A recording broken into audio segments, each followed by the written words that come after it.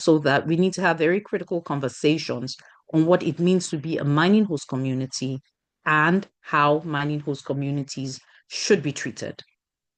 We may say that Nigeria is not really a mining concern. Yes, we do not have the very big companies in Nigeria like some of our um, sister countries like Ghana, Guinea, or South Africa may boast of. But Nigeria is rich in solid minerals that runs all the way from Sokoto, Zamfara, all the way to Abia, to the south, to Delta, to the communities in Ebonyi that may be better known for oil in the south, but then we also know that there are solid minerals there.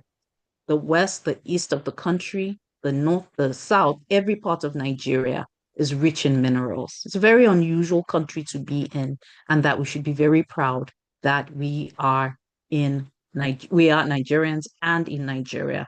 There may be a few other people who may join us who may not be from Nigeria. However, our minerals have not worked for us. Coal has not worked for us, which was one of the very first minerals that was harnessed from Nigeria. Neither has tin, just bears the scars of more than a decade of tin mining, almost 2 decades, sorry, more than a century, almost 2 centuries of tin mining in Jos, and about 70 years of coal mining in Enugu has not worked for our country. We've gone on to harness several other minerals, gold, particularly bronze. We coal, bronze. I'm sorry. Excuse me. Just been distracted by someone. That we've gone on to harness several other minerals, including gems as well in our country. And it's not worked out well for Nigerians. A few people have gotten rich, true, but the communities have gotten poorer. And that it's not just the poverty, but the environmental injustice and destruction that is going on. More recently, rare earth minerals have been found in Nigeria and has critical minerals like lithium, which are known as green minerals. We are very vulnerable to climate change, and there are many conversations that we must have as a country about protecting ourselves and fulfilling what the Constitution says. Section 17(2)(c) of the Constitution says that the resources of a community should not be honest, except for the good of the community. The big question to ask ourselves is how can we ensure if minerals are honest from any community, if anything is extracted from any community in Nigeria, that it actually works out for the good of the community and the entire nation. So this is also a national conversation. It's not just a training. It's not just that we will come every month and people will speak at us. It's that we will rub minds together.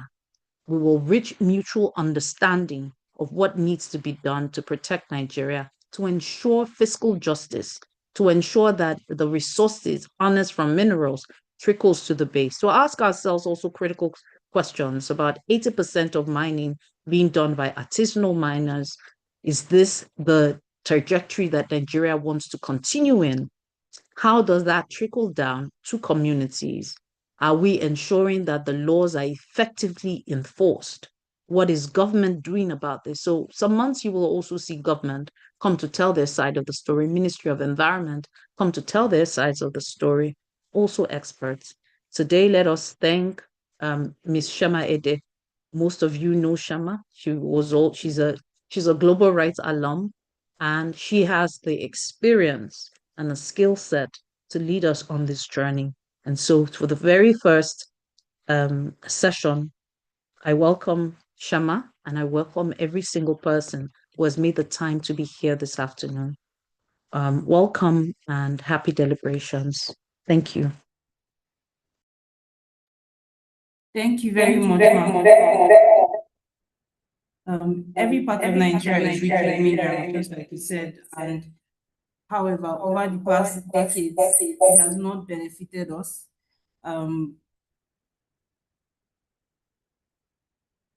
Jesus. Recording in progress.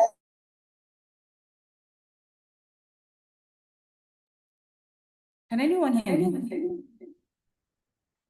We can hear you. Okay.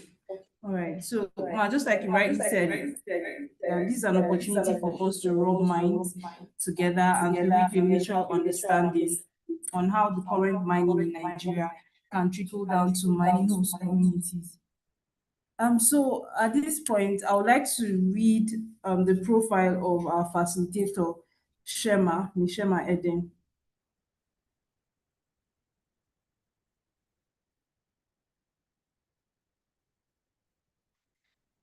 Shema is a lawyer and policy expert who has worked with the government, business corporations, and non-governmental organizations on the implementation of people-centered policies in the protection of citizens' rights.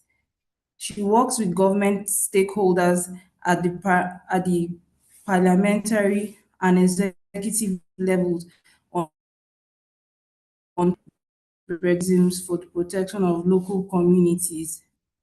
Shema has managed projects centered on protecting mining host community rights, ensuring fiscal regimes that protect mining host communities, amplifying the voices of members of indigenous mining communities, and providing sustainable energy solutions to local communities. As a development consultant, her natural resource governance expertise lets her offer consultancy services to non-profit, for-profit, and government stakeholders on protecting host community rights. Shema helps organizations conduct research, gather and analyze data, and write reports on the state of affairs in Nigeria, West Africa, and the African development ecosystem. Finally, she is passionate about sharing knowledge and building capacity. You will find her facilitating training sessions. You find her facilitating training sessions and workshops on varied topics that promote development in Nigeria and Africa as a whole. Shema is an alumnus of the executive course on oil, gas, and mining in emerging markets at the Balvartnik School of Government at the University of Oxford. Ladies and gentlemen, I present to you Shema Ede. Shema, you have the floor. Thank you. Good afternoon, everyone. If you can hear me, can I see thumbs up, please? It's like I'm sure I'm not talking to myself. Can you all hear me? Fantastic. Thank you. Thank you, everyone. Thank you for the warm welcome, AJ. Thank you also, Abby, for laying the foundation and for the amazing welcome as well. Like Abby said, I am a Global Rights alum. I started my natural resource governance journey here at Global Rights 10 years ago, interestingly, and today we're here, and I'm excited about doing this project. If there's one thing I cannot do is say no to Global Rights when they call me, because a lot of my origin story stems from my journey here in Global Rights. So thank you, Global Rights, for having me host or facilitate the inaugural session of your training on fundamental rights of host communities, building. So my course is Fundamentals of Mining Host Communities. I'm going to be sharing my screen right now, if you don't mind. Yeah. Can we all see my screen? From here, I'm told that my screen is available to be shared. Yes, fantastic. So Fundamentals of Mining Host Community Rights. That's what we are discussing right now. So I hope you are seeing it as a slideshow. Can I get a thumbs up, please? Because it's showing as a slideshow on my screen. Fantastic. So we're going to be discussing part one of the fundamentals of mining host communities' rights. And what I understand by this is we're going to be talking about what it means. When are we saying when we're talking about mining host community, mining host community rights, what exactly are we talking about? What do we want to learn out of this? What do we want to get out of it? It's the basics. Let's just lay a foundation to what everything else you're going to be discussing here at this 12-week training program. So like she said, I'm a lawyer, started as a lawyer. I'm working on policy, heavily on policy right now. And yeah, that's pretty much what you need to know about me. So trust me that I have the goods to deliver on what you want to, what we're going to be discussing today, because I really enjoy natural resource governance and I enjoy the conversations that come out of it. Also because I am from an oil producing community and I've seen the devastation that oil extraction has caused in my community. I remember when I was growing up, they used to call Cocoa, my village exactly. They used to call Cocoa Village the toxic waste town for those of us who were growing up in the 80s. And we were known as the toxic waste. There were news headlines on the toxic waste in Cocoa. That's my village. But we've come a long way from there, but it wasn't without conflict, destruction, and everything bad. And of course, what's the word I'm looking for? Pollution. Interestingly, I remember I buried my dad in 2024, and as we're digging the ground, there's so much oil in my community that while you're digging the ground, the oil is mixed with the water. So as we're digging the ground to bury him, and that's just 6 feet. In fact, just at the surface of it, you see the oil is always mixed with our water. So for you to even get clean drinking water, you have to go deep, deep, deep, deep down into the ground because all our water in cocoa is mixed with oil. That's the devastation that extraction causes if we do not address the harms. And so I'm going to start with the fundamentals of mining rights, mining host community rights. And I'll start with, let's discuss Nigeria's solid mineral economy. And Abi laid a fantastic foundation by talking about our, green minerals, everything else that we have. And I want to also speak to that. You will see that Nigeria is richly endowed with solid minerals in the 36 states and the FCT, which she said. Every state has an extractive good. There are over 40 million tons of talc deposits in Niger, Osun, Kogi, Ogun, and Kaduna. Gypsum is estimated at 1 billion deposits spread across several states. Iron ore with over 3 billion metric tons of deposits have been found in Kogi, Enugu, and Niger states, including the FCT. Lead, zinc, bitumen, coal, and rock salt have also been discovered in large quantities. Plateau, Ebonyi, and Benue states have continued to exploit their salt mines. They are proven results of both alluvial and primary gold in the schist belt of Nigeria.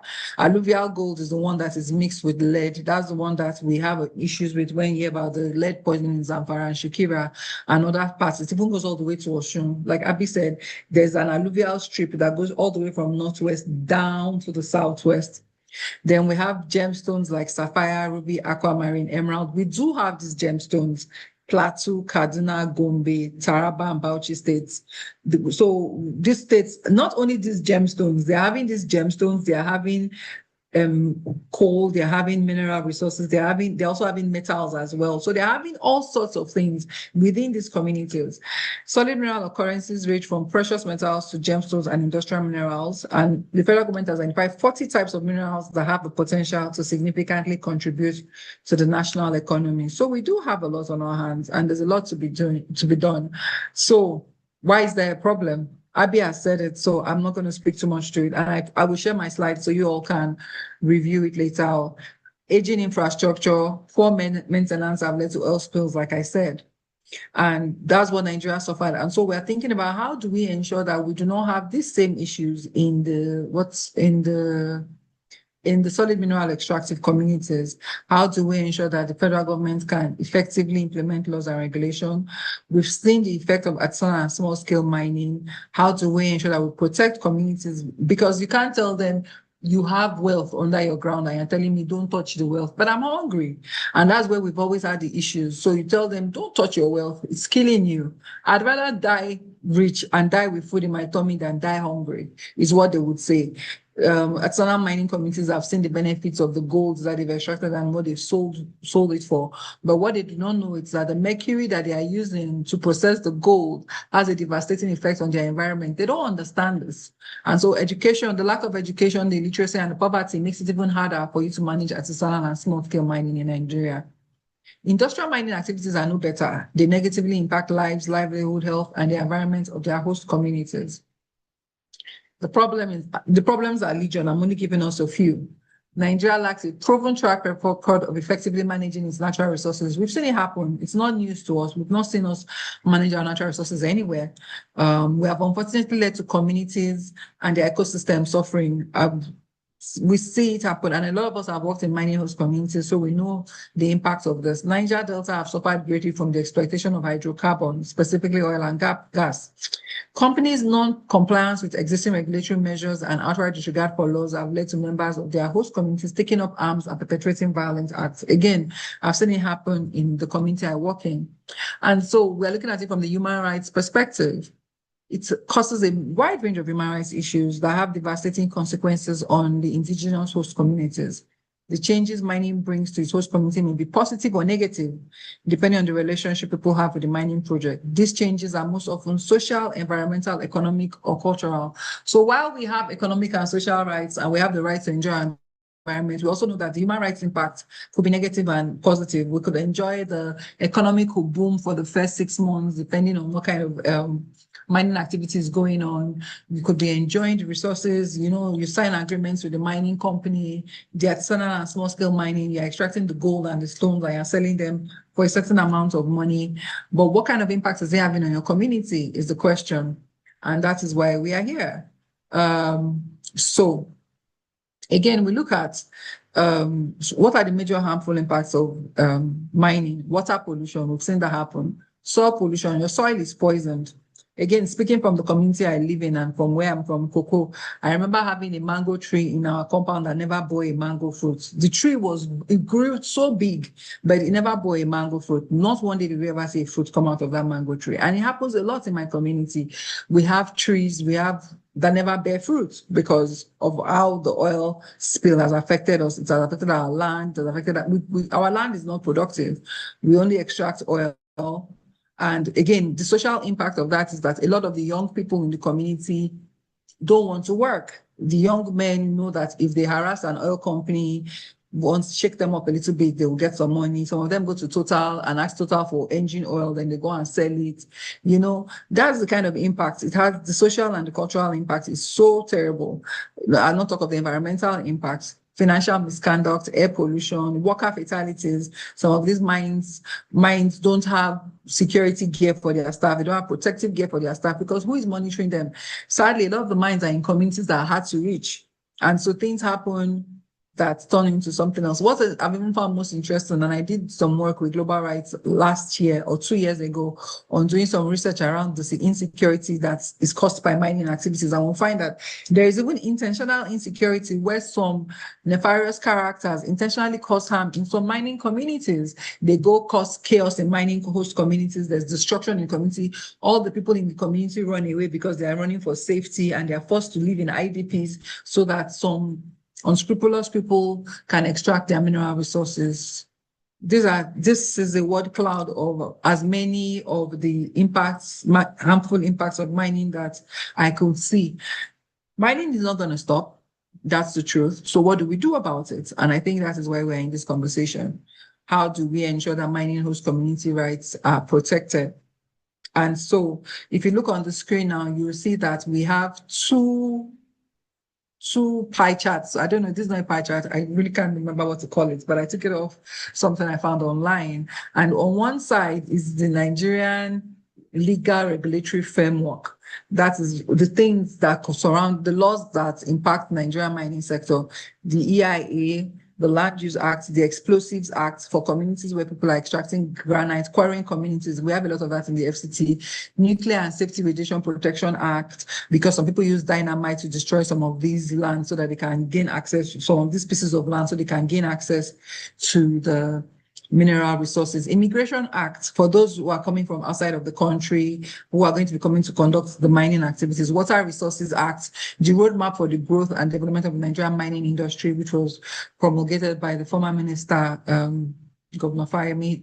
Then the Nigerian Minerals and Mining Act, that is the big one.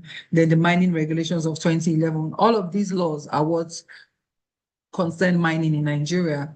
Then on the other side, we now have the administrative elements where we have the Nigerian of the mining sector. That's where you have the mining cadastre, mining inspectorates, and all of that. I'll break it down for you. So the institutional framework is what we're calling it. The key government departments and offices responsible for day-to-day oversight of mining activities. Ministry of Mines and Steel Development, the Mining Cadastre is responsible for the administration of mining titles and the processing of licensing applications. The Mines Inspectorate Department, tasked with supervising mining operations and ensuring they comply with the law. These ones are situated across the country. They're supposed to have like small offices across the country, and especially in mining rich communities, mining host communities. Artisanal and small-scale mining department, this focuses on the formalization and support of smaller, often informal local mining operations and the mines environmental compliance, ECD, that ensure that mining activities adhere to environmental protection standards. Again, like I told you, we now have the legal and regulatory framework. So the primary laws, like I said, is the Nigerian Minerals and Mining Act and the 2011 regulations. They are the core foundation for the industry. Then the environmental and resource laws, that's the EIA Act and the Water Resource Act. They protect the host communities around us. They're the ones that make sure the environment is safe. And how do you do your extractive activity? Then we have the land and safety laws. So that's the one that now has to do with the Land Use Act, which vests on land ownership on the state. That was a colonial law that we inherited and we never changed it. Then the Explosives Act, so the land use, which I'll speak to furthermore in this presentation. Then we now have the Explosives Act, is critical for operational safety and land acquisition. So basically it says, how do you ensure safety in mining sites, so to speak? There's specialized regulations like the Nuclear Safety and Radiation Protection Act and the Immigration Act. They cover specific aspects like radioactive mineral handling and foreign labor. Now, let's go down to the fundamentals of the rights. Now, I've told you guys the law, I've told you all, pardon me, I've told you all the laws, the regulatory framework, and the institutional framework. Now, let's look at the things, our rights, the rights that we enjoy as mining host communities. The first thing that we need to understand is free, prior, and informed consent. FPIC is a principle protected by international human rights standards, and it states that all people have the right to self-determination. I got this out of the UN page, and so basically, because of the human rights standard, I say all people have the right to self-determination, and that right to self-determination now determines that where you want to extract from somebody's land, they have to give free, prior, and informed consent because it is their land, and they have that right to determine how you work their land. So it provides a framework for tribes to engage with stakeholders such as state government, the federal government, or corporations in a way that maintains and respects tribal self-determination and sovereignty. It's rooted in the indigenous people's right to self-determination and sovereignty, like we said, which is a fundamental of human rights, isn't it? It's a fundamental part of human rights, the right to self-determination. Now, what is FPIC? What makes FPIC FPIC? Everybody can give consent, right? It's okay to give, you can say you want to give consent, but sometimes consent can come with coercion. And that's why your consent must be free. That means it is given voluntarily. So what is it to give consent? A collective decision made by the rights holders and reached through a customary decision-making process of the communities. So we're specific about saying it's reached through a customary decision-making process of the community, because how does this community normally reach its decisions? What is the process? What do you do? So that is, it's collective. So it's not just one group giving, it's not just the village elders giving consent. It is everybody makes that decision, including the women in the decision. They have an understanding of the consent that they are giving. But oftentimes, because of the Mining Act, it is often formalized through a community development agreement within the mining sector, right? The Petroleum Industries Act provides a different way to enter into agreements with extractive companies. So your consent, when it is free, it is given voluntarily without coercion, intimidation, or manipulation. It must be given prior. What does that mean? It is sought sufficiently in advance of any authorization or commencement of activities.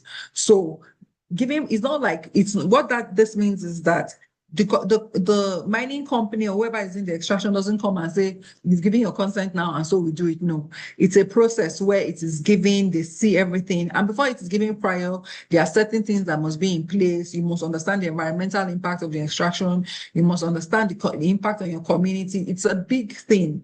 And so it's not just because you give FPIC, once FPIC is given, then we are good to go. FPIC is a process, and it's important that communities understand these processes. I feel like it's really important we sit on this and really understand it, because I remember when I used to do work in communities, and I still see it happen even outside of mining activities, industrial activities as well. Ethic is critical, but we're discussing this within the context of mining. But any company that is coming to a community to work, there has to be ethic given, the right to self-determination.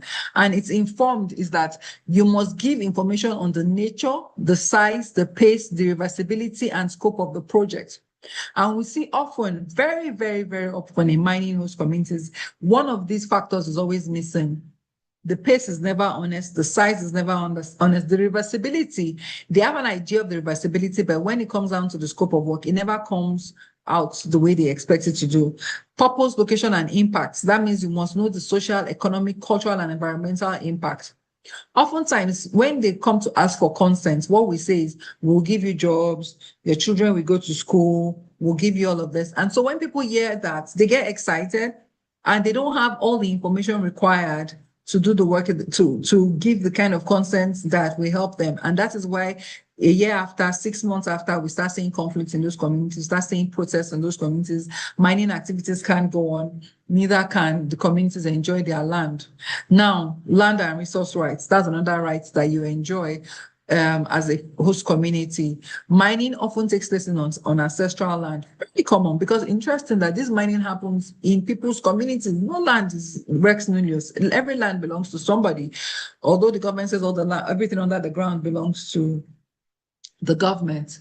So there's something we discuss on surface rights versus mineral rights. In many jurisdictions, the government owns what is under the ground, while the community owns the surface. This normally creates a natural tension because you are farming, you are fishing, you are doing all of that work, and the land is yours. But the government now says under the Land Use Act that all land belongs to the government, and the government can retrieve the land from you at any point in time if they need to do something on the land. And so if the government owns what's under the ground, it means that for them to get what is under the ground, they need to take your land from you and you lose your access on the ground. Then we also know that many communities lack formal deeds, but have historical rights. So while you can say this land was mine, which is why we say often takes place on ancestral land, while we can say this land belonged to my grandfather, my great-grandfather, we inherited this land, we moved from year to year, and we've been in this land for years. There is no formal deed to say this land is yours, So that has now become a problem in some cases. But luckily for us in Nigeria, our mining laws recognize these informal holdings. And like Abby said, a lot of times the communities have to be in on the transaction. The community have to buy into the transaction before you can even do your extraction. But oftentimes communities buy into the transaction without really truly understanding what they are going into, what they are signing on to, and that in itself is a problem.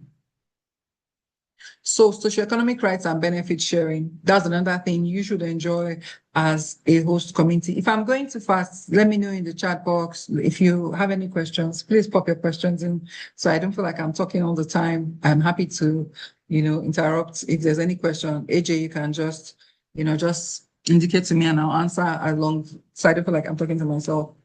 So what are the socioeconomic rights we enjoy and benefit sharing? Another right we're discussing, community development agreements. What are these? They are legally binding contracts between the mine and the mining company and the community regarding schools, clinics, and infrastructures. It's not just schools, clinics, and infrastructure. It could be anything else. You could decide on the community over time. So basically what a CDA should look like, what it ought to look like is, first of all, a CDA shouldn't be for the entire mining tenure. You can't have a CDA and say for the entire time we're mining, this is what we're going to sign to. And so if they're mining for 10, 15 years, it's still the same terms. No, it doesn't work that way. A CDA should constantly be reviewed. It should constantly be renewed. We should be looking at the terms, changing the terms as time goes with the evolution of time. Then I'm a bit skeptical, and I always say this, I worry about assigning CDAs for schools and clinics, and here's why I worry about them. And I always speak to this wherever I have an opportunity to. Schools and clinics, while they are great ideas and while we want our communities to have schools, I have noticed that where schools are built, the communities do not provide for teachers, do not provide for learning material, do not provide for learning equipment for the children and for the teachers. Same thing as clinics. You build a clinic, you launch it, there's a beautiful launch that is done, the community chief comes, they say, oh, we're launching this clinic and we're going to give you 5 million naira worth of medical supplies, and everybody's happy. The question now becomes, After 3 months, when you go back there, what do you see? Oftentimes, the schools have no teachers, the classrooms are abandoned, the clinics have no nurses or doctors, nobody is attending to it. The place is abandoned, the medicines in the clinics become expired, you can't treat with the medicine, you can't use the medicine anywhere. And so, do not expect companies, is what I advise communities, to do the government's work. It's the government's responsibility to provide education and health. What I encourage communities to engage in their CDAs is often shared infrastructure. And so I would rather you shared access to water, access to road, access to electricity, access to things that can help the community develop itself, as opposed to asking for schools and clinics. If you build a school, and who's going to pay the teachers? Who's going to pay the nurses? Who's going to ensure that you have quality teachers to teach your children? And we've seen it happen a lot of times where we go back to those communities and the schools are abandoned, or the children don't even go to schools in that community anymore because they don't have chairs, they don't have tables, they don't have blackboards, they don't even have chalks to write. I've seen one where primary 1 and 2 were in the same class, 3 and 4 were in the same class, 5 and 6 were in the same class. Then the teacher will come once a week to educate them. And so we ask ourselves, but guess what? The CDA said provide school. The company has provided school. What else do you expect from us? And we see that happen every time, because when they sign these agreements, majority, sadly, of the people who sign the agreements do not have the education required. Maybe they can't even afford a lawyer to read the agreements for them. And that puts them in a dicey situation. So what must we do as civil society practitioners and advisors and whatever it is that we do within the scope of the work as academics as well? It's our job to advise communities on the best practices. What do you really need in your community? If you need your children to access education, then maybe in your children accessing education, you ensure that, yes, a structural agreement is a great idea. And that's why I say whatever contract you're signing shouldn't be one that lasts over throughout the mining tenure. I completely do not agree with a CDA that is for 10, 15, 20 years. Because if you are stuck with an agreement for 10 years, you can't do anything about it. And the mining company has extracted all its wonderful resources. Again, we understand the initial phase of the mining process. We understand all of that. So I would say that think through how you sign this community and advise your communities. They don't know better, and it's how you present yourself as a good faith actor so that you ensure that these communities are protected. We must also understand that a lot of these mining companies can also apply tricks. They do a divide and rule thing where they'll divide the community against each other, give somebody money, tell the other person you are jealous, you are the one who has rights more than this person. All of that, you have to be careful in your engagement with communities. Local content requirements. What does this mean? Policies that force mining companies to hire local workers and buy supplies from local businesses. This is an interesting one, because a lot of times mining companies say, you expect us to hire local workers who don't have the skill. So what are we going to do? We have to bring our people in. The advice is, which is why the CDAs have to constantly be reviewed. So oftentimes, this is what I've seen them do in the Niger Delta recently, is they offer to train your community members, your local community members, and say, let's train them on doing this, let's train them on doing that. When you train them with the skills, then you give them like a 5-year time frame. After 5 years, you start employing our locals. You have like a 20-30% local. We have them in senior management, junior management, and executive management, buy supplies from local businesses, those kind of agreements. Very important when you are entering into agreements. That's what the local content requirement means. Why is this important? Again, you must think about what kind of mining activity is going on. So take, for instance, if you are doing surface level coal mining in a community, a surface level coal mine doesn't require a lot of people. Maybe in the initial phase of structuring and marking the grounds and all of that. But after a while, all you need is 2 truckers who work in shifts, 2 or 4 security guards, depending on how large the mine is, who work in shifts. And you find that you don't need a lot of people. So when they promise your community, we will give you jobs, be mindful of what kind of jobs, what the plan is, the long-term plan is. If we will give you jobs, and they only have like 10 people on ground, and out of the 10 people of their staff, 6 of them are security that run shifts.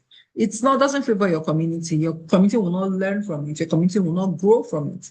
So those are factors you need to consider when you are discussing these kind of elements in your community. royalties. A percentage of mine's revenue is redirected back to the local government or community trust funds. That's what we talk about, the derivative formula in some states, 3%, Akwa Ibom, Delta, they enjoy some sort of derivative formula. But I remember when I was in Global Rights, and I know Abby did a lot of work around a just fiscal regime, where she was trying to get policy experts and especially government institutions to really think about how do you ensure that a fiscal regime is just for host communities? How do you ensure that whatever revenue comes out, however small, that it gets to the host communities? Because all of these resources belong to the government. So government has given you the list to extract it. So the mining companies are already paying all these taxes to the government. They're already doing all these things to the government, paying the government everything that is required. And they don't really feel an obligation towards the local communities anyway, because the government should sort you out. And so when the government gets this, which is why we have the Revenue Mobilization Allocation and Fiscal Commission, and we have NATI as well, who tells us how much we've earned and what we're doing with the money. When all this money gets to the government, how do you ensure that there is a just fiscal regime, that communities enjoy the benefits? What percentage comes to them? And again, a question we should ask ourselves, should every extractive resource be extracted? Should we remove everything from the ground, even if it's in the ground?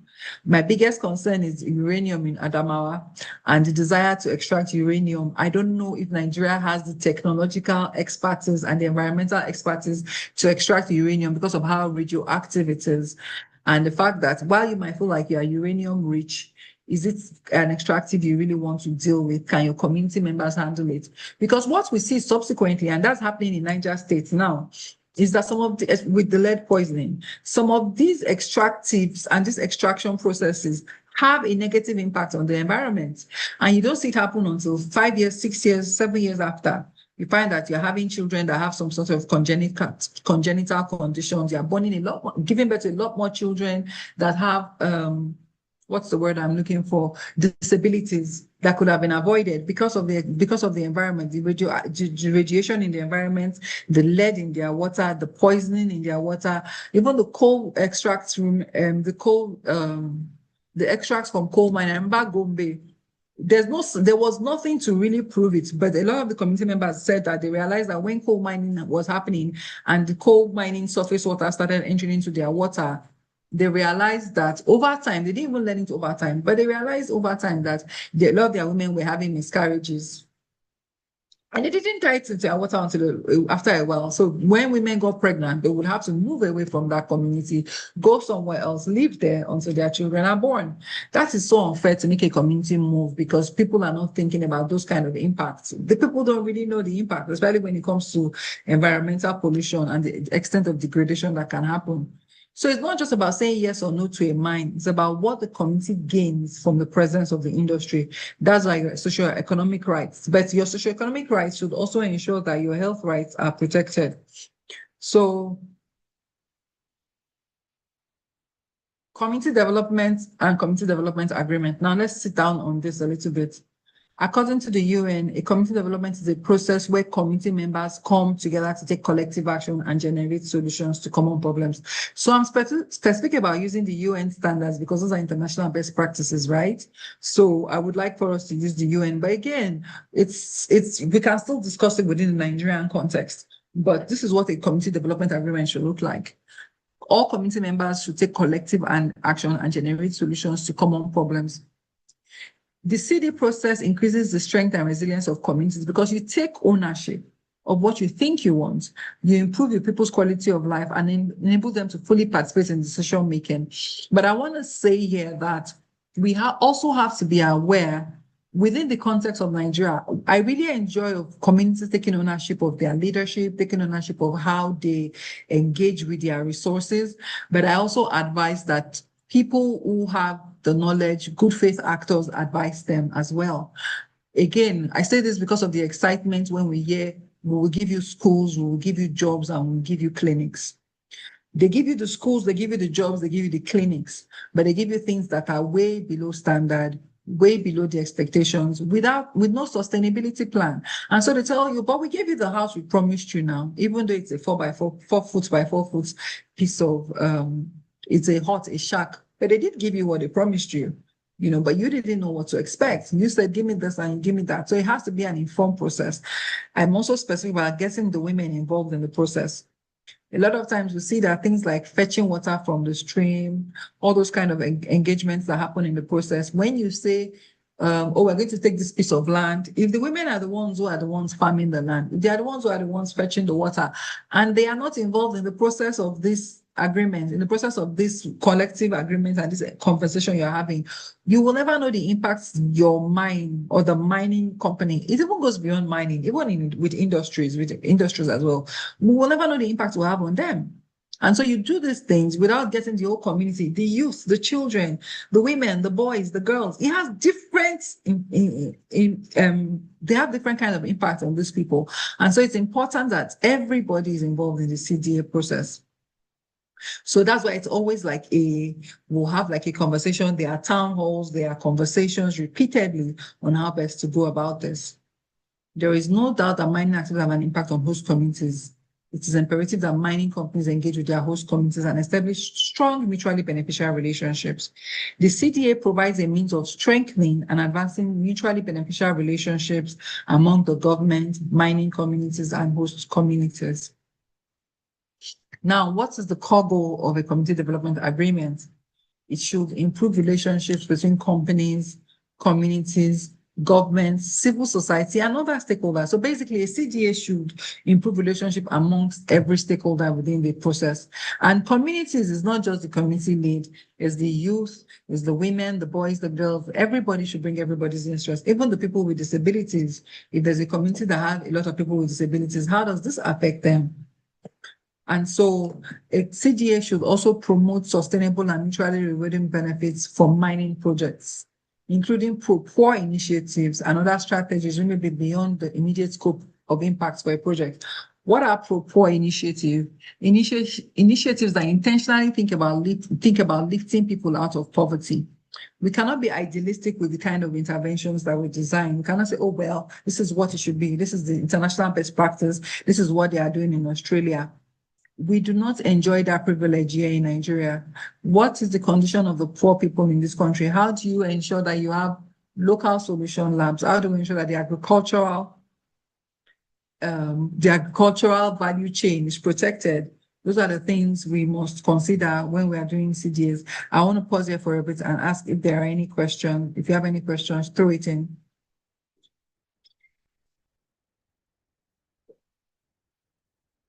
Great. Okay. So there are no questions. We'll continue. So what are the benefits of a community development agreement? A major benefit of a CDA is the opportunity it gives to host communities to articulate their expectations from the government and mining companies throughout the lifespan of the mining project. That is why you can't have a one-off CDA. The CDA has to continue evolving. It's an organic document. It's a document that keeps changing as the mining project continues. And it's okay to have this expectation, which is why I say start with like a 3-4 year CDA. When you see what is working and what is not working, you enter into another agreement, then you keep going until the community does well, the mining company does well, and the government does well. That's what it does. It helps everybody enjoy a good relationship. Now we'll discuss socioeconomic rights. Now let's discuss environmental and human rights protections.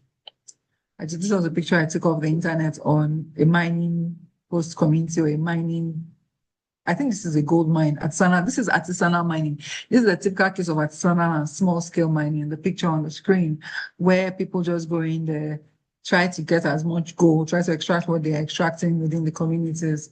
This is what it looks like in some of the mines. Everybody try your luck. Sometimes they are so wide and so big. You see the ones in the DRC, there are children somewhere mining gold. Nobody has a mask on, so they are inhaling all this dust, inhaling all these chemicals. The Nigeria that has the alluvial gold, you find that the gold is mixed with lead, and so people are dealing with lead daily, and lead is poisonous. So yeah, artisanal mining can be quite dangerous if it is not properly regulated. We must regulate artisanal and small-scale mining. Most of the artisanal and small-scale mining in Nigeria is informal. We've tried to regulate it, but we face challenges with it. But yeah, we're a work in progress. So a community has the right to a clean and healthy environment. When these are violated, it becomes a human rights issue. And that's why we have environmental impact assessments, which are documents that are used to tell communities on what kind of impact your mining activity will do. But another thing is another opportunity it gives communities as a right, it gives them the right to participate in and challenge the studies. So when they say, oh, we've done an EIA, this is our result, this is what it looks like, this is the kind of impact it will have on your community, and this is how we intend to mitigate it, which is what an EIA does. Communities should say, you say this thing will bring out water. When it gathers water, so take for instance, surface coal mining site, where coal, we know, is a very flammable mineral, and the whole idea of coal extraction is for energy, right? And so in a surface mining site in a country like Nigeria that gets really hot, I think yesterday or today, the temperature was as high as 37 degrees. A surface mining host community now has a coal mining site, and the sun is shining, the sun is really hot, and you find that the coal is sparking up and we're having sparks, and the coal is catching fire.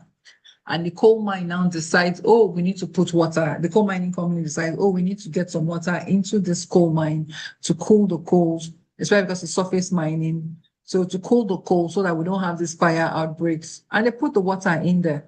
But guess what? When they want to mine the coal later, they need to extract that water. They need to get that water out. Even in the rainy season, all that water that gathers, they need to get the water out. And so the question is, what is your water release channel? What channel are you releasing the water? Where does the water go to? How do you ensure that the water doesn't interfere with the community's water supply? Your EIA should say all of that. Your EIA should say the level of air pollution, the level of noise pollution, and even the level of destruction on your land. Then the EIA should also provide a mitigation effect, which I'll speak to as we go further down. There's another section on discussing the EIA, but that's what an EIA should look like. And so when you have that EIA, the government expects that the company discusses the EIA with the community. And when that is discussed with the community, we now see what's the word I'm looking for now? How do we ensure that the community is kept safe throughout the mining process? That's what the EIA does.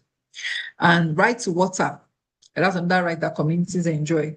The protection of local watersheds from contamination or depletion, like I gave you the coal mining example now. So how do you ensure that your coal mining does not poison our water? How do you ensure that your coal mining does not take our water? Like in Okobo, how do you ensure? Because once you lose water, other environmental effects come to play here. And so we must look at those environmental rights, because you have a right to a clean and a healthy environment. Then what are the grievance mechanisms available? Communities enjoy a right to a clear, accessible process to lodge complaints and receive compensation for damages. Example, even a crack wall from blasting from a stone quarry. Now, this will take me to another problem that we face in Nigeria. When communities go to the mining company or the extraction company and say, this is the impact, there's no grievance mechanism available. And communities don't know that they have to ask for those grievance mechanisms. So you go there, you go to security as maybe the youth leader or the chief. Every day you're going, security say, Organo day around, Organo day around, Organo day around, Organo day. Who do you talk to? Manager. Manager is not around. Who do you talk to? No, it's not manager, it's supervisor. Supervisor is not around. Or who do you talk to? Oh, the people are in abroad, or the people are in Lagos, or the people are everywhere. And nobody wants to engage with you. There's no grievance mechanism, which is why communities now go on and they start to protest, because you are not letting me know how can I provide a complaint if your mining activity is having an impact on my company. How do I do that? We don't have that.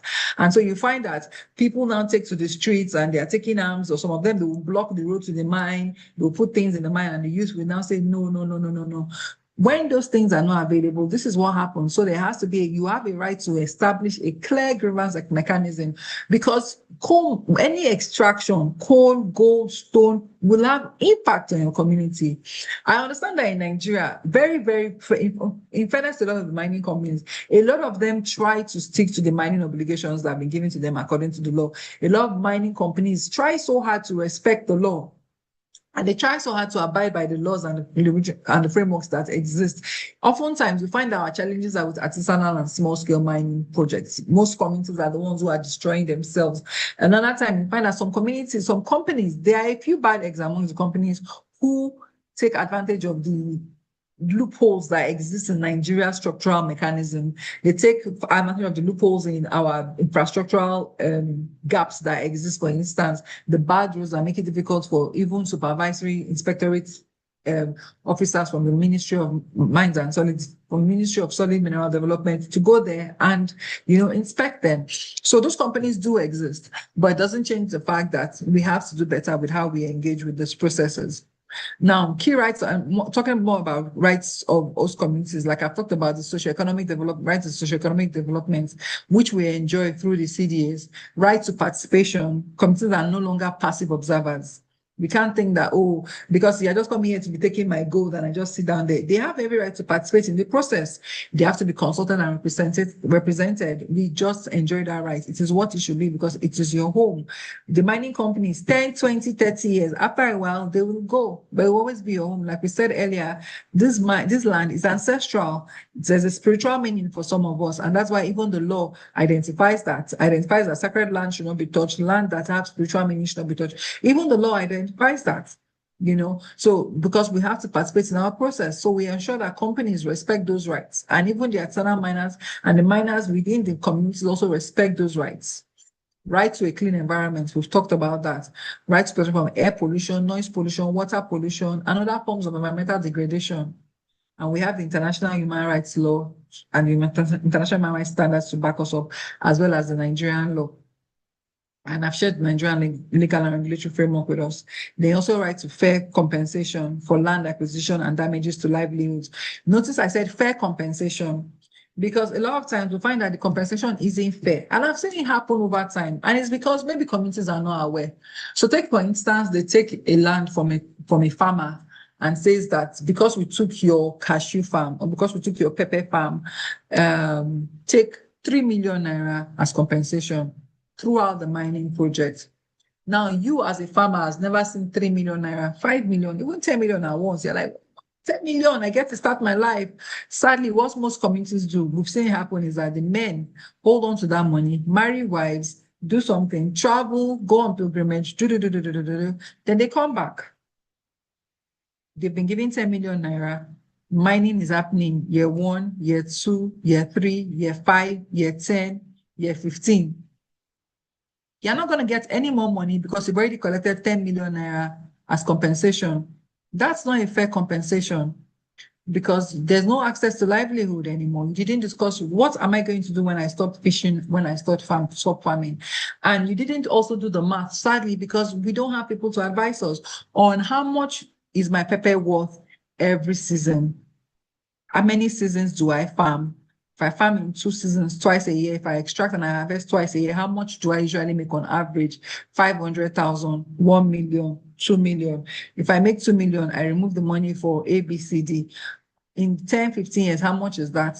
Are you making probably 100 million, 200 million? But you do not know that because communities are excited about the 10 million that they get in hand at once, especially communities that do cash crops. You sell ogbono, you're doing ogbono, you're doing cashew nuts, you're doing things that are exported, and you lose out on the value of all this. It's not fair compensation. When you lose even your fishing rights, your fish is poisoned and you can't fish again. So you've even lost access to food as well. Rather than access to livelihood, you've also lost access to food. You can no longer feed your community. So all of that speaks to the challenges that communities face in the extractive process. And when we're discussing fair compensation, that's what fair compensation looks like.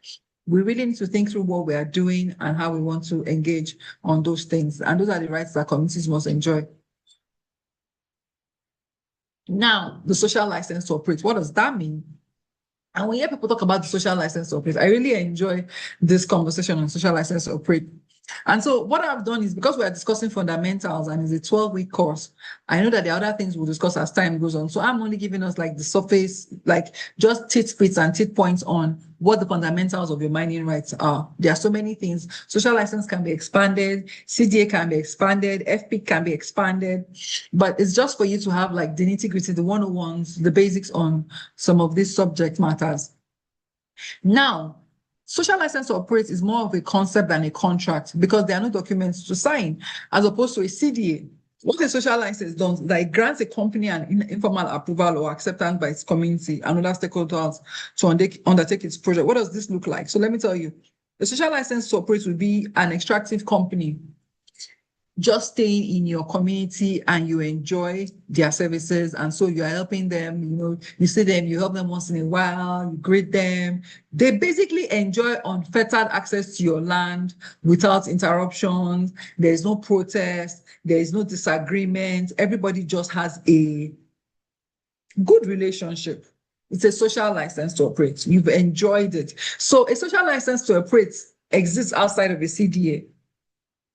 It is basically tacitly agreed that they won't stand in the way of the development and operations. The community has just tacitly agreed to that. They've allowed you to enjoy rights to enjoy it, to extract your minerals. However, there are different levels of SLOs based on the level of acceptance and trust given to the project. It can change or be revoked at any time, but it often revoked when the project loses the trust of the community and stakeholders. It is a trust-based thing. If they don't enjoy your privilege, they don't enjoy their work with you, then you will not enjoy a social license to operate.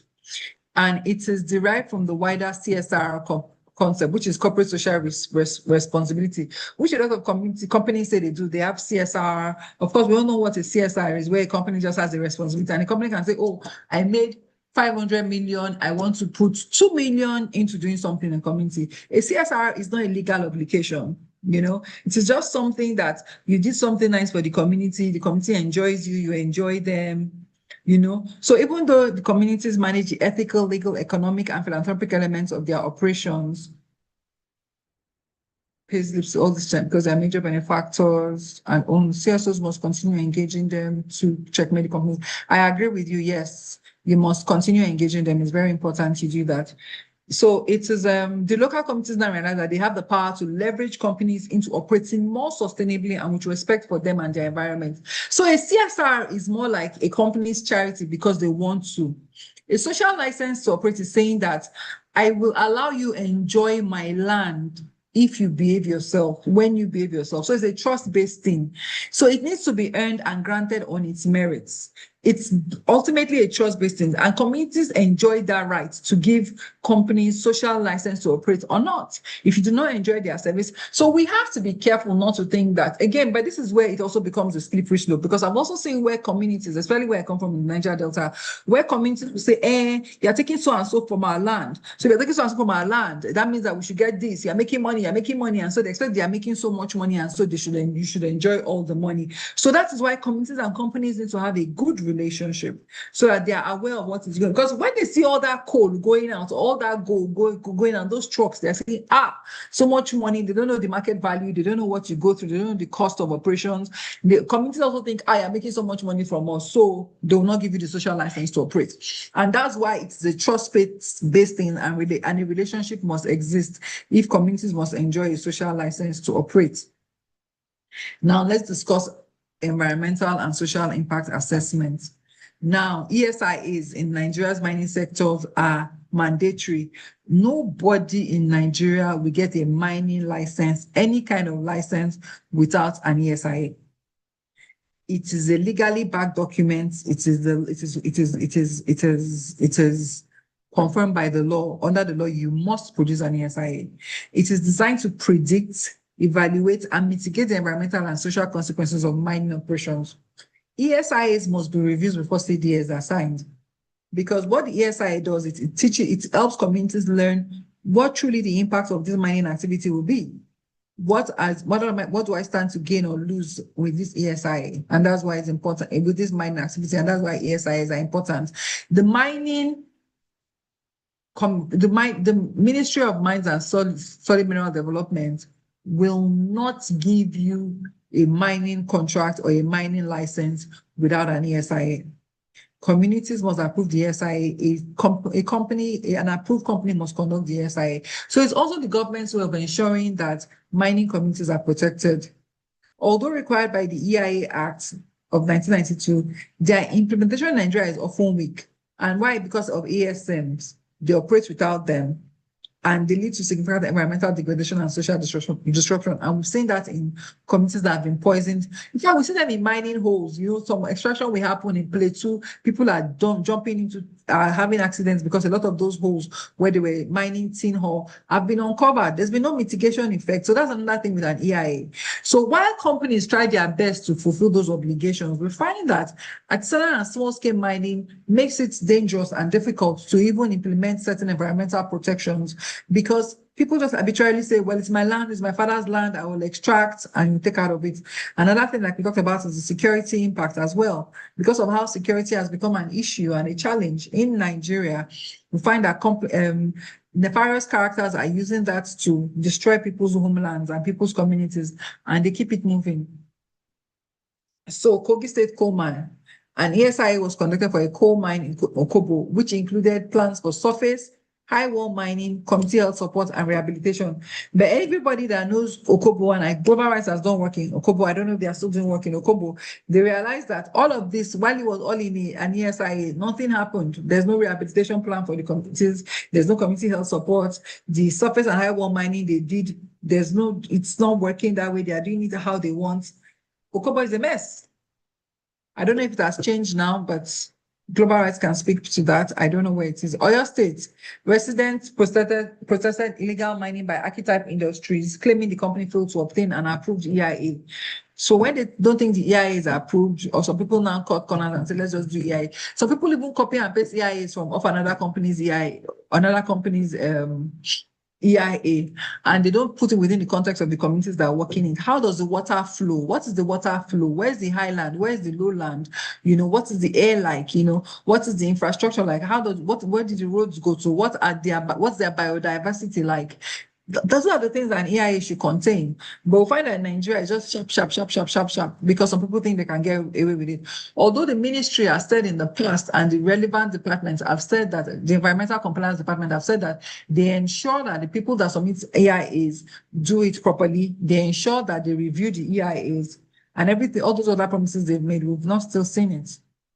Tin mining in areas like Barkinladi and Jos South in Plateau State have historically resulted in and continue to face challenges with abandoned mine pits and degraded land. That is more of an artisanal mining problem. But yeah, so let's discuss with environmental and the social impact, what are our mitigation and future requirements? Environmental rehabilitation. It's basically the polluter pays principle in an ESIA. It says miners must restore environments, even if you can't get to what it was before you got it, before you started extracting. You must take it to as close as possible to what it was in the beginning. An ESIA must contain that. What are your risks? What are your rehabilitation plans? And what are your mitigation plans? And so that is very important. It also strengthens frameworks. There are calls to improve the regulation of artisanal mining and to enforce stricter compliance with EIAs, because the bigger problem with EIA compliance in Nigeria is with artisanal and small-scale miners. Nevertheless, there are still companies that continue to abuse the process. No doubt about it.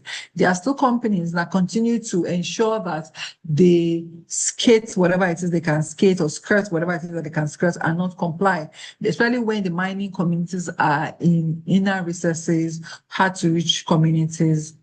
Those are things that we also have to consider as time goes on. Advocacy for stronger voices for host communities is going to ensure that they can resist harmful mining. And Global Rights does phenomenal work. I'll say it anytime, anywhere. With regards to community advocacy, they do a lot of work around that. They continue to ensure that communities are protected. Now, social inclusion. Why is that important, and why must we consider social inclusion as a right for mining host communities?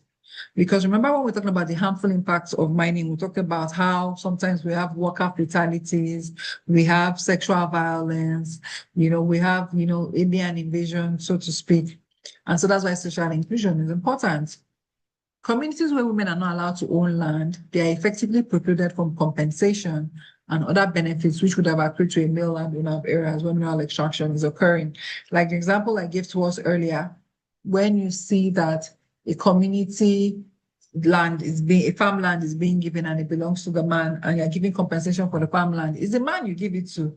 10 million naira for your land that you have lost, but it's not the man who is farming the land. It's not the man who's enjoying the benefits of the land in some cases, because especially in communities where women do not own land. So the women have lost compensation, lost livelihood, and lost food as well. So the assumption that the host community is a homogeneous group where the benefits of agreements will equally extend to both men and women is erroneous. Now, it's very important, like I said, that when you are discussing these things, they cannot be homogeneous. No organization no community rather is a monolith. They are as diverse as it gets. And you must understand that mining impacts women different from the way it impacts girls, different from the way it impacts boys, and the way it impacts men. And again, we still have, even under women, we have the elderly women and we have the elderly men. So all those factors need to come into play when you are discussing these things. Okay, someone says Okobo case is worsening daily. Kogi State government chief corporate in partnership with the federal government. Okay, CSOs, global rights, thanks for exposing the applies to the global world. Nothing has changed upon your organization engagements. It's quite sad to hear that. Thank you for sharing that, Mr. Adedeji. It's quite sad to hear that nothing has changed in Okobo, and I can imagine if nothing has changed, it means it's gotten worse if there are no interventions. And so we wonder what that will be like in the future. Communities really truly need to review CDAs, and most often I would advise communities, but I'm careful about how I give that advice these days. If you find that you are in an unjust CDA, you have the right to go to court to terminate that CDA, because the court can also understand when good faith is put into a contract. And so, which can be quite difficult to do, but it's doable if the community doesn't benefit from whatever it is that is in the contract that is shared with them. Women are more likely to have their livelihoods disrupted by mining security details or construction. That happens all the time. Women become more susceptible to the violence that follows an influx of aliens into their communities. They are also more likely to suffer sexual violence. In fact, the social culture, the social fabric of the community changes completely when aliens come in, when the people who are coming, because people will go to the mining community because they're like, opportunities for economic improvement, right? So you find people from other communities are coming to your community. Women who do trade are coming to sell clothes. People are coming to sell food at the mining site. Different people, and people who are selling the food are women. Most often they will ask their children to sell the food for them. You know, those dynamics change how a society approaches different things. And so susceptibility to violence, susceptibility to harm is increased. So those are the things we should consider. And that's why it's very important we have female voices in the room. Not only female voices, but people who really truly understand the kind of impact that these activities will have on them. Decreased livelihoods and increased demand for transactional sex increase their risk of contracting venereal diseases and unplanned pregnancies. Because once their farmland is taken from them, they are not farming, they're looking for other ways to make money. And so the man says, sleep with me, I'll give you 5,000 naira. Your child has not gone to school, let me help you, you know. Additionally, the laws do not make provisions for persons with disabilities, leading to an inadvertent exclusion from mining activities in Nigeria. Even the elderly are also not protected. You know, so your father and your grandmother in the village, they can no longer go and fetch water because the water is no longer accessible. How do you ensure that the elderly who cannot fetch water, how do they gain access to water? Are they dependent on the charity of the young boys or young girls in the community to fetch them water? Those are the things we think about, or there are children in the city to come once in a while. Then if you're lucky, you have a rich child in the city, the child digs you a borehole, you know, which also exposes your compound to danger because everybody will be breaking into your house, nobody's safe. It becomes a very vicious cycle that we must learn how to address. So I found a quote for Abby when I was doing my research for this thing, and I felt like it was so important to the work that we're doing and to my presentation, and I thought to share it with you. The lack of proper oversight in Nigeria's mining sector has led to insecurity and grave economic consequences for mining host communities. And that is a major development and a major challenge. And that's why I didn't want to take away from our quote. I wanted to share it with you as she shared it. And so that is a major development and a challenge for us within Nigeria's mining sector. It has grave economic consequences. We can't, no doubt about it. The Nigerian government is strengthening, according to them, they are strengthening enforcement of CDS for mining licenses with initiatives to protect community rights and ensure direct benefits from mineral resources. They are also addressing violations. Despite protections, communities often face issues like structural damage from blasting, air noise pollution, and inadequate compensation, prompting human rights inquiries. And that's why we are saying there's a human rights violation here, there's a human rights violation here per mining host communities. Illegal mining contract impacts. Continued efforts are needed to address the environmental and social damage caused by illegal mining, which destroys local ecosystems and livelihoods. As at October 2025, the Minister of Solid Mineral Development stated that the mining sector's contribution to Nigeria's GDP rose to 4.61% from 0.5% over the past decade. It means that Nigeria is making money from mining activities, and it's going to keep growing. But the question is, are we ready for the impact? That's the question we need to ask ourselves. If we're not ready for the impact, how do we prepare ourselves for the impact? This is what Global Rights is doing with this training. I would like to believe with this, their 12-week virtual training hub. This is what they are trying to do, because these are the issues that we face. These are the challenges that we face. And so we must ask ourselves, how do we ensure that these human rights violations do not repeat themselves? How do we ensure? Because we've seen the socioeconomic rights, the environmental and health rights, even the legal, the political, civil and political rights, right to engage, right to participation. All these rights are in the Constitution. All these rights stem from international human rights standards. And so we must ensure that in engaging with the mining process and mines and the mining activities, that communities are protected. So how would I want to conclude this with you? CDAs, where are we? What do we do? Where do we go from here? Mining companies must enter into binding CDAs before starting operations, outlining social and economic benefits to host communities.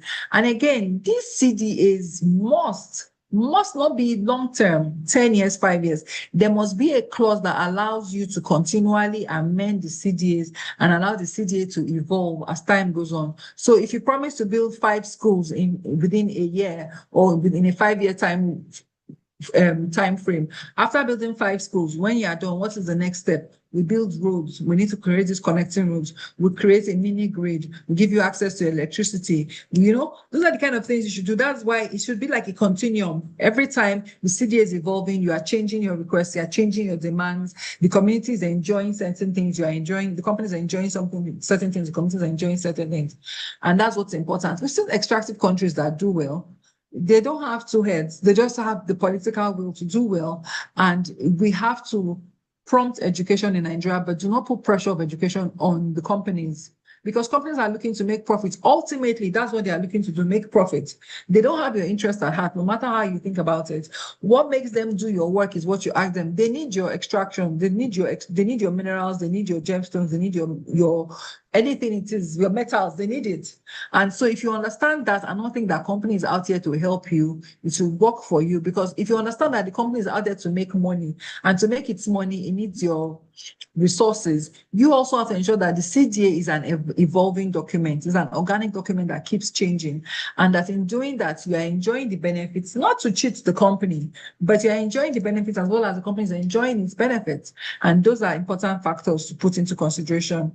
Free, prior, and informed consent, like I said, you have the right to consent to mining activities that affect your lands and livelihoods. It's under your rights to self-determination. And so you must understand what you're consenting to, and you must understand what you are expecting, what your expectations are, and what the impact of your mining will provide before you give your consent. Now, environmental protection and health, communities,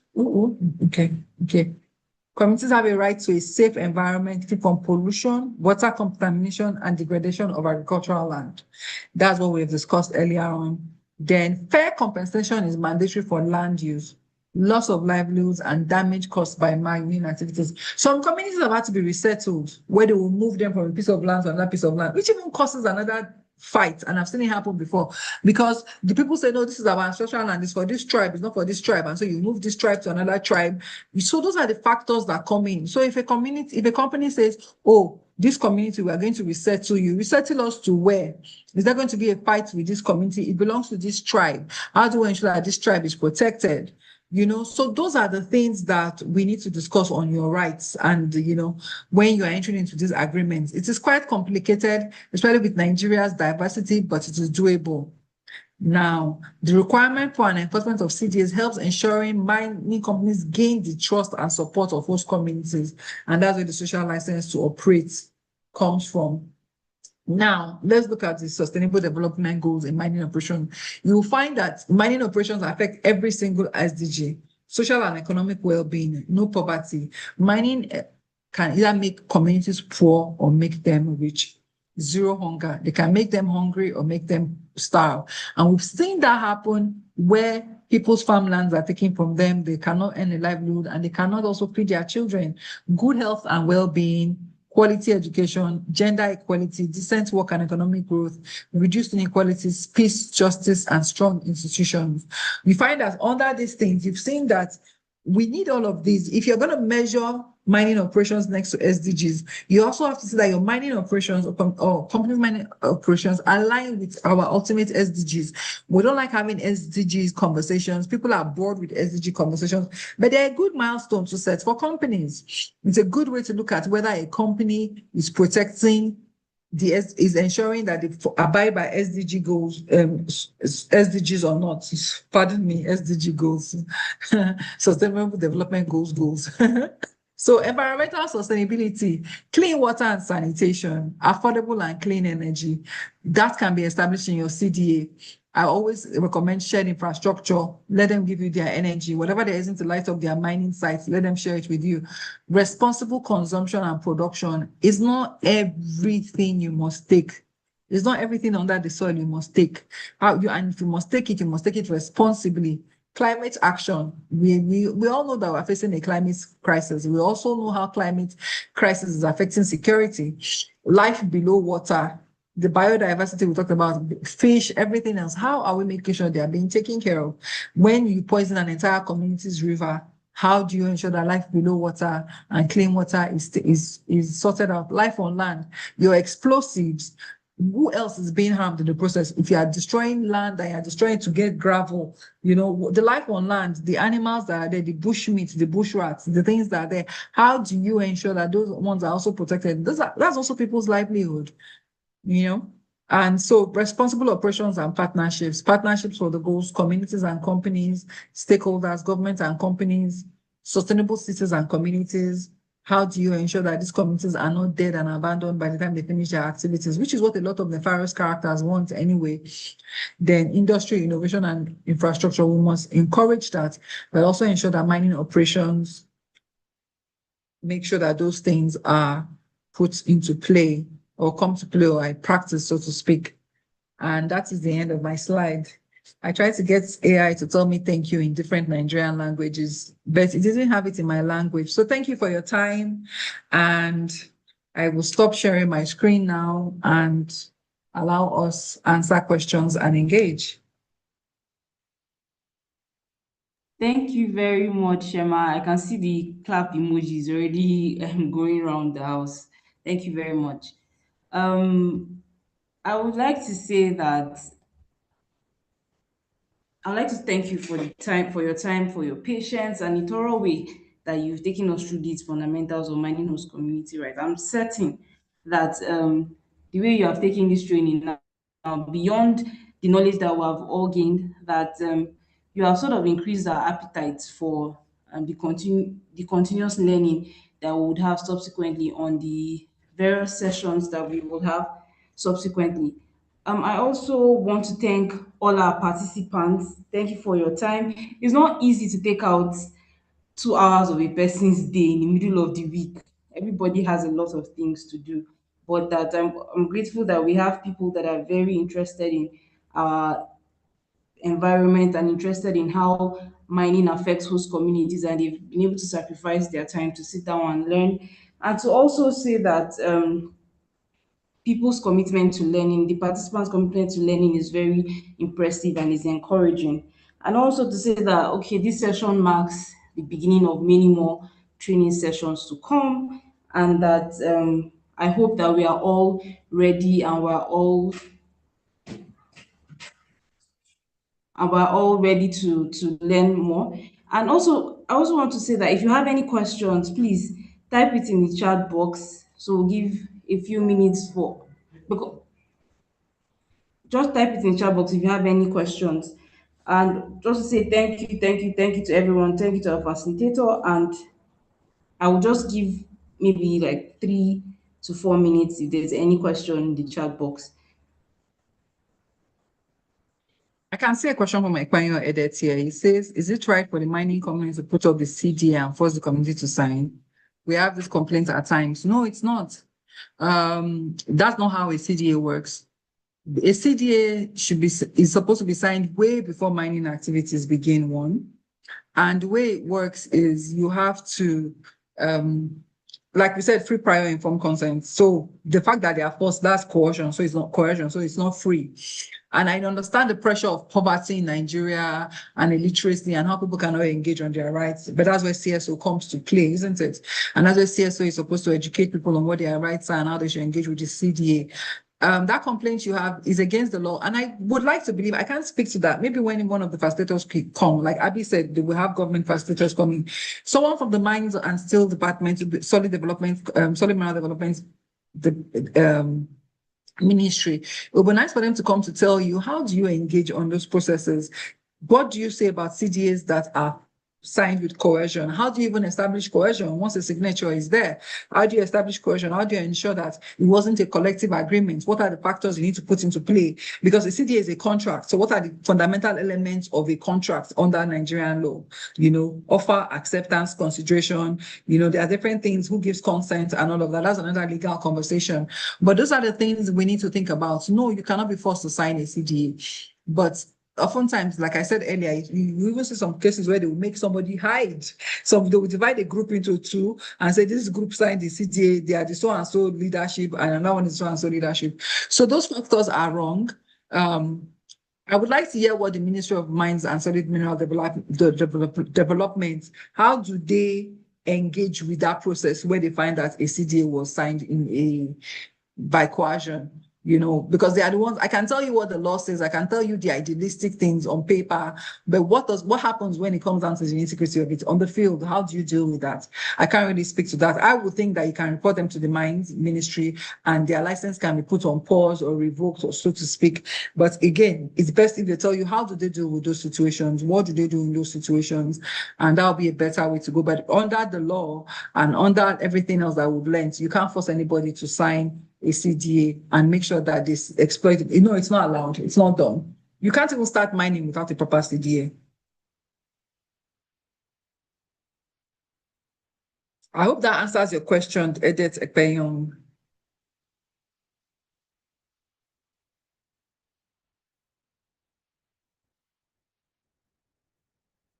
Can you all hear me? Is anybody there? It's quiet. We can hear you. We can hear you. Okay, good. Okay, good. Still saying the thanks in the comment section. Okay, thank you too. Thank you all.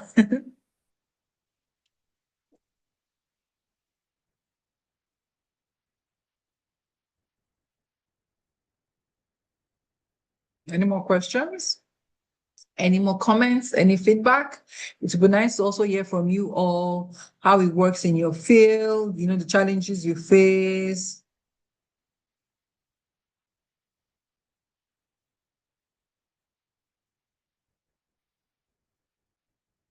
It should be nice to hear from you all on the ground and hear how the work goes. But other than that, I'm here if you have any questions. And over to you, AJ. All right, thank you very much once again, Shema. And it's an honor to tap from your wealth of knowledge. And I for everyone in the chat room, like you can engage with Shema on LinkedIn too. You can find her on LinkedIn and engage with her. So if you have more questions, she's a consultant, like I said, she wears many hats. You find out about that on LinkedIn.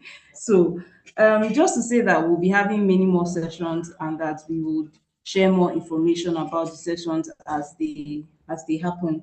And to also say that, like Shema had earlier mentioned, I would share her slides with everybody who attended. You don't need to write your email addresses because I'm sure when you registered, you wrote your email addresses. So we'll use that to share the slides from the session to you. So thank you very much for being part of today's training. And I look forward to us learning together during the next sessions to come.